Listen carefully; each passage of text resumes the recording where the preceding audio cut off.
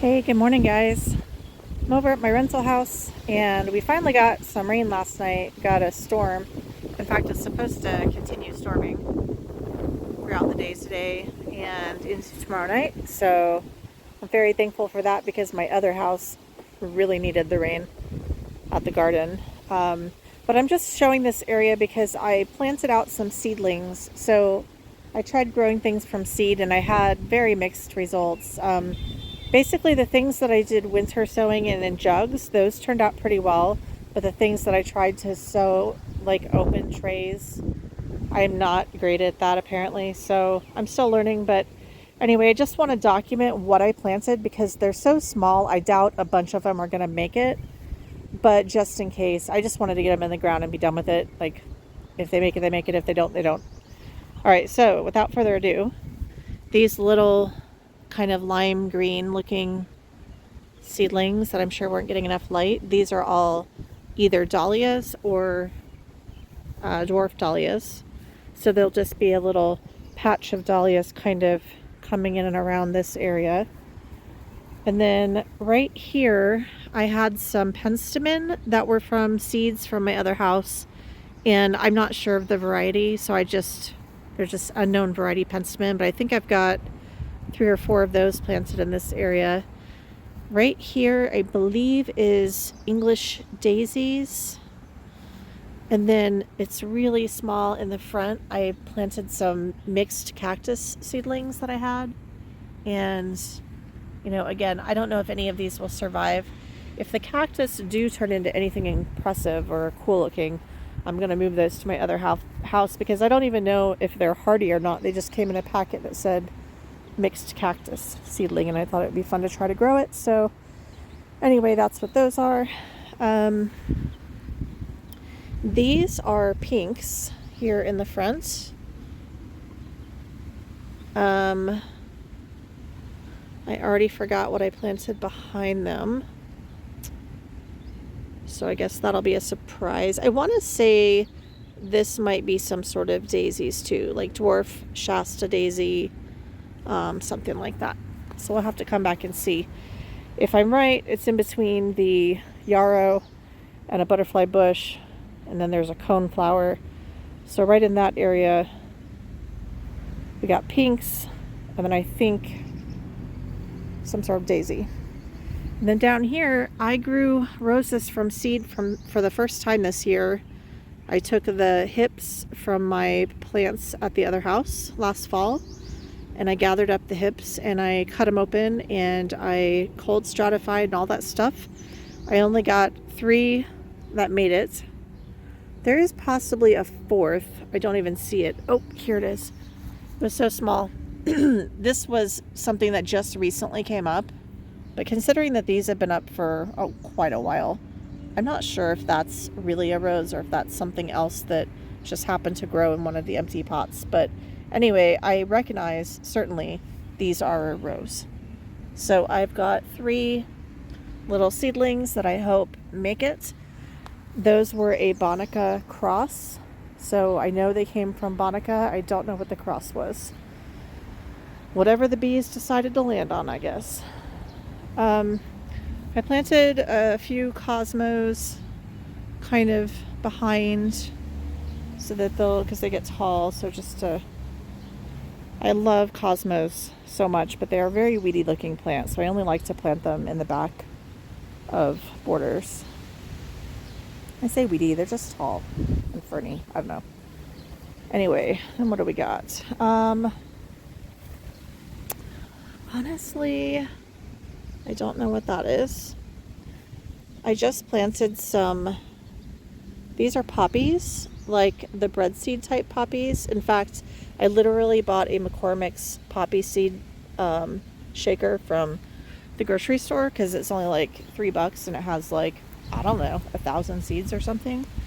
And I grew some from seed. So that's what a bunch of these are. And hopefully those turn out well. I love poppies, especially the kind that get that big fat poppy head, because the seed head is cool even when the flowers are done. And then, what is this?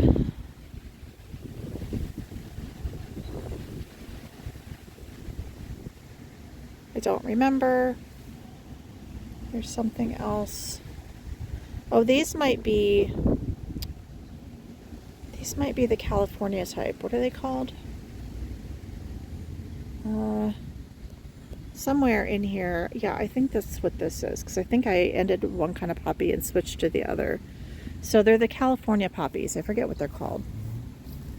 I believe they're like a bright yellow or orange. And then last over here is, I think it's called English daisies.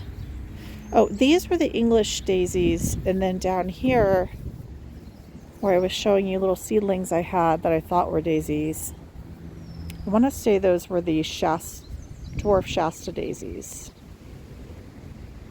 I don't know. So anyway, I was just trying to kind of commit where I planted those before I completely forget. But I mean, honestly, if they survive, that's how we'll know what's what. In case you're wondering about any of the other stuff, this is bee balm, kind of like a little reverse arc here in the back. I didn't intend really to plant all of those over here. I intended to plant them at my work, but the garden's just not ready yet. So I've explained this before, but a lot of this stuff in this garden, I just can't help myself. I have to grow things. And if I see plants on sale that I want that I don't already have, I'm like, oh, I want to buy that, but I can't plant it at my other house, at least not easily, not without having to cart over jugs of water and stuff. So I'm kind of using this property as like a holding area for growing things that I just want to grow from seed, or, that I'm going to move to the work garden, or that I'm going to move to my other garden. So a lot of this stuff will change in the fall, but I do plan to leave this property looking really good when I leave. In fact, I want to talk to the owner and give him a proposition of, instead of paying somebody to spray for weeds and basically just having grass and then like dead zones, I could come out like 3 times a year, 2 or 3 times a year, for probably the same amount that he's paying that weed sprayer guy. And all this really needs is like a weeding. Periodically you need to weed, or, if he's willing to put down mulch, great. But even if not, just weeding it, keeping it tightly planted with flowers that will not allow weeds to grow, like yarrow, for example, is this is a perennial that will come back every year. So are these dianthus, these bright red flowers. I'm pretty sure that this decorative kale will come back every year if I just left it. Obviously the iris, these were already here. I can take these clumps of iris and dig them up and split them into more clumps. And I mean, I could fill this whole area. But the point is, I could fill this garden with some beautiful perennials that will come back every year and look really great. And all they really need is that cut back in late winter, early spring, so that you're basically, cutting them down to the ground so that they're growing fresh. And, like I said, perhaps once or twice throughout the year, coming by and just weeding the beds to make them look nice. And you could have a beautiful garden that actually adds to the property without spraying toxic chemicals all over it. And I think if I can convince him to let me do it with one property, with good results, and it doesn't cost more, like if it's the same cost as what he was already paying someone to spray it, then I'm hoping that he'll let me, like I said, if it goes well with one, then I can ask him about the others, because he has, I don't remember the number he told me, something like 90 properties all over Omaha. And I'm trying to turn gardening into a job. So this is the sort of thing that I'm looking at that's like an opportunity. I just noticed that these are budding and they're red, obviously, and very small. So is this a miniature rose? I guess it probably is. It's got small leaves and small flowers. It's very cute, charming. Well, now we finally know. You see, there's so much anticipation with gardening sometimes. You just have to wait for months on end until you find out what something is. So all these peonies are open. These peonies right here, I'm not 100% sure if they're exactly like the ones at my other property, but they are darn close. So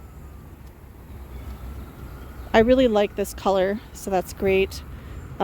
This white one right here is different from my white one. So I have at my other property, I have two different kinds. I have one that's just white with, it doesn't have this yellow frill, whatever that is. It's just like a plain white. And then I have another one that is a different kind of white. It's called, what is it? Something de Nemours. Sorry, I don't remember. I'll try to put the name up. Anyway, the point is I have like 3 different white peonies. And the ones at my house, they don't have this yellow, I don't believe, on the inside. But they smell super good. Whereas these don't seem to have that same fragrance. So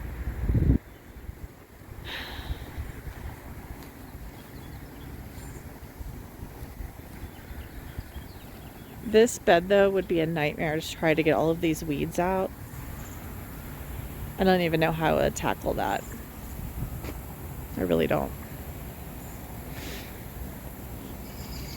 Unfortunately, these stacked stone walls like this, I mean, they might look good when they're first made, but they don't hold up and they start crumbling and falling down. This neighbor right here complains about this wall because he said he was mowing along it one time and like his leg fell down because the wall was bowing out away from his yard and his leg like fell down in the hole and he got injured, I guess, and he just was not happy about that, obviously. So, but that is the problem with taking on a property like this, is I don't know, like I don't have time to deal with all of the weeds and stuff, but I want to find a way to improve it without using spray. If anybody has any good ideas, let me know. And I don't want to use weed barrier because anybody that's gardened for more than like one season will tell you this stuff does not work. It breaks down over time. Leaves and dirt and dead plants and stuff fall on it, and then eventually it turns into something that stuff can grow on. So then you just have like weeds and stuff growing on the top and it's growing through, and it's terrible. Like, I don't think it really saves time. These are pretty. Are these the super poisonous one though? I'm not going to touch it with my hands, but I can see that one starting to get white flowers up there. I was just reading online about one of these plants that looks kind of like carrot, but it's highly poisonous. And I don't remember the name of it.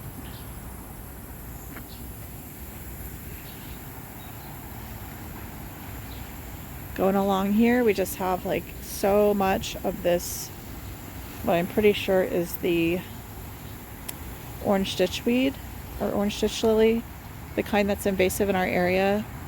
You see how it's just all here. Obviously the grass needs mowed again, guys. It's been less than a week, so don't judge me. It just grows really fast right now. But I think that all of this, or most of it anyway, some of this seems like whiter. Like, why are these so much whiter? You see that? What is this? What are you? Oh, I think this is a native. Do you see that? I'm gonna have to look that up and see what is that, because I think that might be a native plant. Hang on, I'm gonna pause. Okay, well, I better wrap this up. But I just wanted to, like I said, I was just planting out those seedlings and I wanted to try to document what they were so that I don't forget. Although I've already sort of started forgetting. So I got a lot of work to do today and tomorrow, hopefully in this yard, but I don't know if the weather's going to cooperate. I mean, I've had enough time to plant that stuff out, but it just looks very gray and it's cold and gloomy out, so I don't know if it's gonna start downpouring again. I still don't have these other iris down here are not open, the ones that I believe are going to be white, but these are all open and they're all this dark purple, which is, I think this is the most common color that I tend to see. I'm trying to learn more about irises right now because I don't really know the difference between like our native blue flag iris and Siberian iris. That one is dark. This one is dark. There's one down here though that's kind of a light color.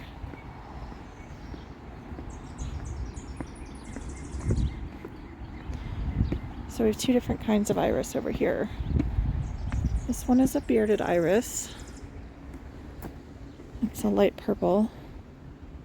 It's really pretty. I don't have any of this color at my other house, so I'm gonna see if I can try to get like one little rhizome from down there. We'll see. And then this is a lighter color purple than those other ones, but it appears to be the same kind of iris. I just think it's a different color variant. So, and there's more to come. So that's purple there. These over here are also purple.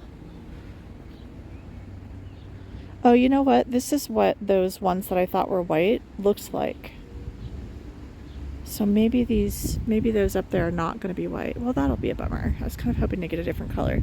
See, before that purple part started popping open, this is what they look like. And I was thinking that they might be white.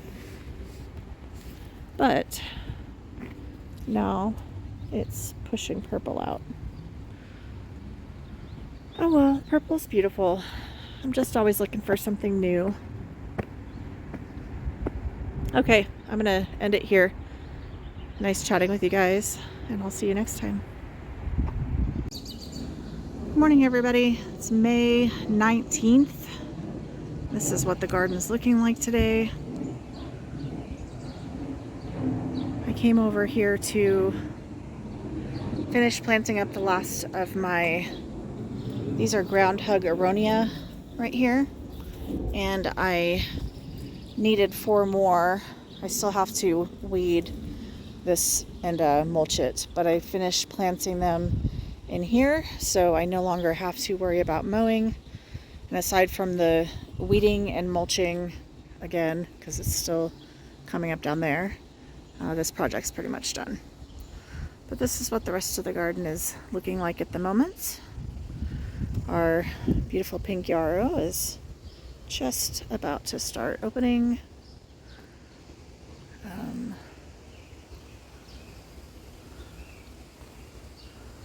That salvia, that purple salvia up there, looks like it could do with a cut back, and then it should rebloom again. These hardy hibiscus are so pretty. I wish I could take these out, but this was marked for the builders. So anyway, yeah, but the hardy hibiscus are starting to fill in and look gorgeous.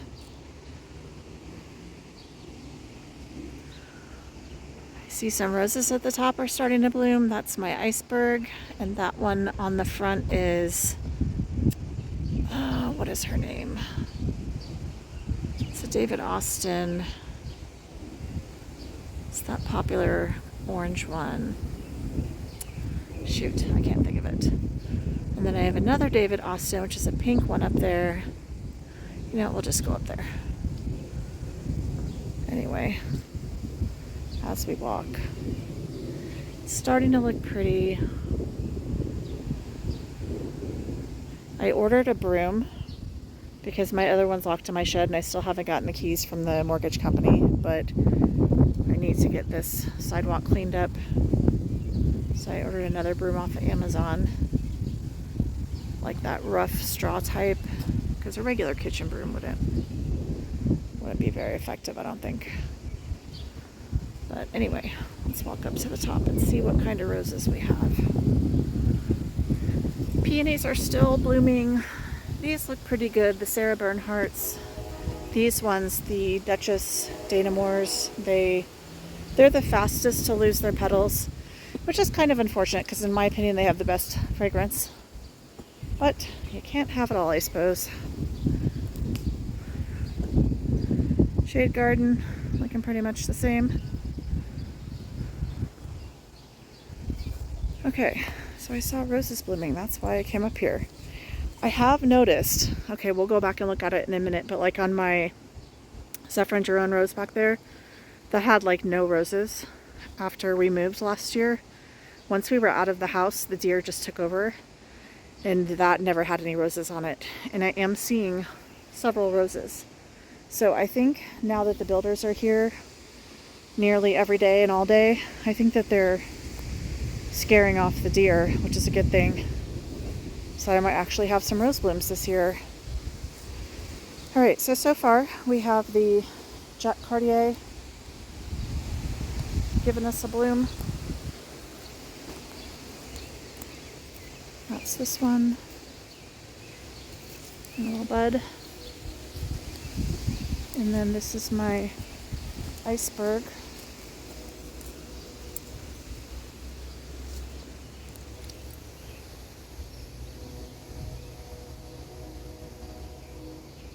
And then over here, Lady Shalott. I think that's what this is. Yeah, this was that David Austin one that I said. Lady Shalott. Sorry, my hand's dirty. I did wear gloves, but I just planted those, those groundhog aronias down there. Trying to get a good, pretty bloom.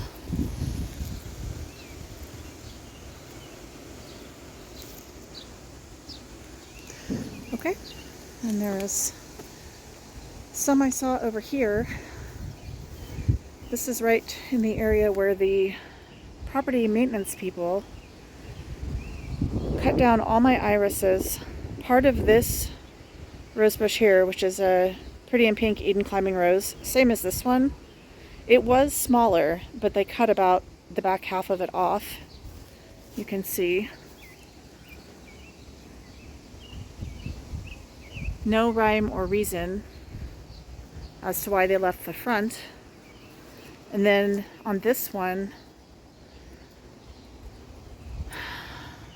I guess there's a little bit of damage back there, but I don't know why they left this one tall. I'm glad they did, obviously, but this is just crazy. And then this was that, I really hope this comes back, Sweet Bush, something Sweet Bush. Alright, anyway, let's go look at the Zephyringiren, and then I think I'll call it a day. So I really only came over here to plant those groundhogs.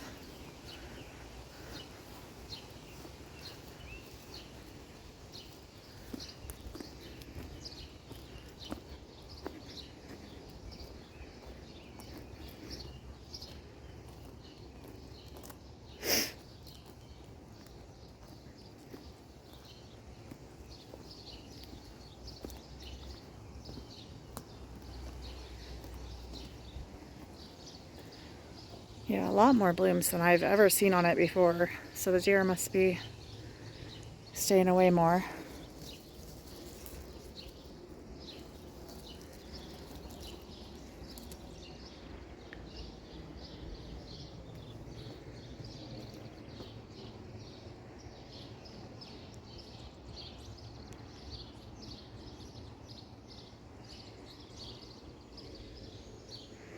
Looks like our butterfly weed is about to start blooming.